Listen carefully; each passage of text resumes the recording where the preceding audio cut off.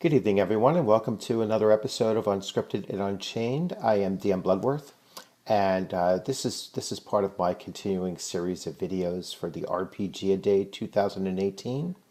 This being day 14, the prompt is to describe a failure that became awesome.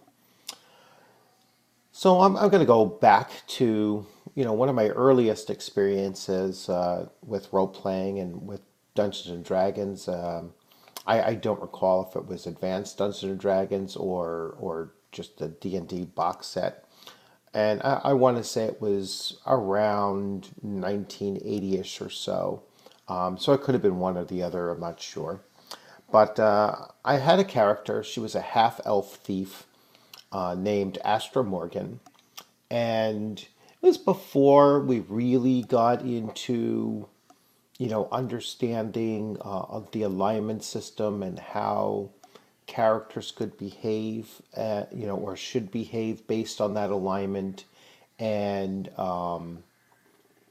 she certainly was the first character of mine who who was truly a chaotic neutral, and chaotic neutral character with somewhat of an evil tendency to her. And she was also my first female character as well. So that was another thing that made this character stand out kind of uniquely for me. And what happened was that we were part of a long campaign, and she had she had a relationship with a with either a warrior or a barbarian in the group, and they had married, for a non affectionate reasons, so they had married in order to advance the storyline. And at during one particular adventure, the barbarian was killed. A warrior barbarian, fighter or barbarian, I forget which he actually was, but he was killed. And she wanted to put on a show that was, no, this marriage was real and she loved him and everything. And so the failure was the fact that he was one of the first characters, a PC that was killed in that campaign. And so it was kind of an important event in our gaming group. So what Morgan did was that, or Astra, I should say, what Astra did was that she said, no, I want to give him a proper burial. I want to establish this as a norm for our adventuring company, is that when one of, if any of us should pass on, then we're going to, treat this with a ceremony and everything, that goes along with it.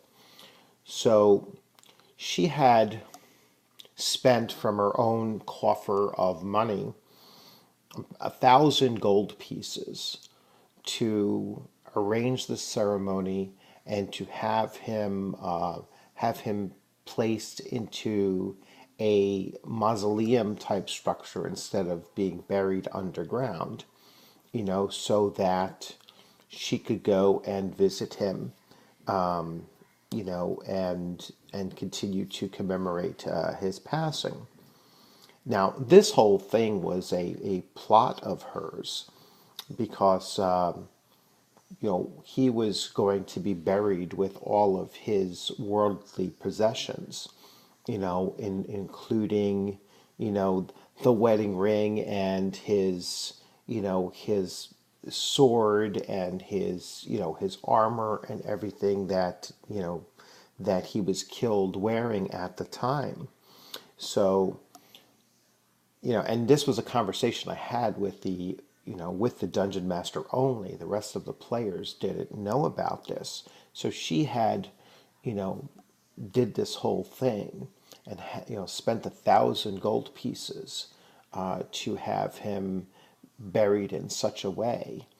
And so, once that was all done, several weeks later, she had returned to, his burial site, his mausoleum, and, opened it up and then went and had taken all of the, items. And I recall distinctly, he had a +2 ring of protection that she really had coveted. And he had a magic dagger, that she really wanted. The sword she didn't want to take because it was, it was, its ornamentation was very obvious, and she didn't want the rest of the party to know, But the ring and the dagger was, was ordinary enough looking that she could pass it off as just stuff that she had picked up along the way.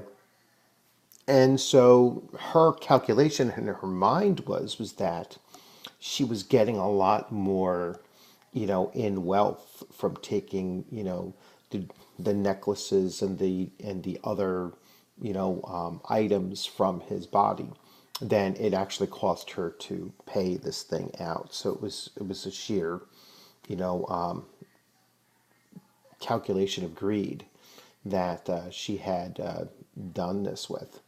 So we had continued, adventuring for quite some time, and none of the other players actually knew that this had occurred, and later on in an adventure, she had been mortally wounded, and she had told, just before she passed, what she had done and that she felt guilty about it and everything. And that revelation for the rest of the players was like, it made them realize, I think for the first time, that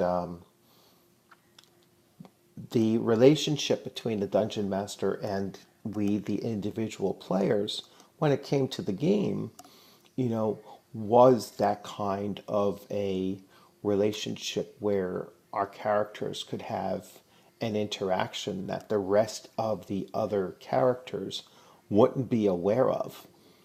And that's an important separation, I think, between the players and their characters, and what is known, between, as a differential between players and their characters, because that's a very hard thing to actually pull off. It's, when the game master or dungeon master has to say, well, that, but the character wouldn't know that information. That's a very difficult thing for players to disconnect their knowledge from. So, I think that was the most awesome thing that came out of that, was that the realization that that is, that's an important element of role playing, is to create that separation between, what the players know and what the characters know, and the DM is the only one that can really facilitate that that differential. So once again, I'm happy to have you here watching these videos, coming to my channel. If you haven't subscribed, please feel free to subscribe. If you like the video, give it a thumbs up. If you want to leave a comment, if you have a similar experience, or if you want to discuss what I've discussed here on this video, I welcome that. And I try to respond to comments that are left on my channel in a pretty swift fashion as well. If you have your own channel that I'm not currently following, and you want to just leave a little link to it, I'd welcome to see any any new links. I like following other YouTubers and the content that they're producing. If you have a Kickstarter that you're currently backing, or one that you're actually running yourself and you want me to take a look at it, I welcome you to add a link in the comments section. And if it's a Kickstarter that I decide to back up with my own money, if I'm confident enough that it's a product that I'm interested in spending money on, once I receive the physical copy, I will do a video showing off the materials that I received, and give it a glowing endorsement, just short of telling people how they should spend their money, but just explaining why I felt it was worth my money to spend on, and maybe they will as well. So in the meantime, enjoy the remainder of the week. I look forward to seeing you on the gaming screen sometime in the near future. Have a good night.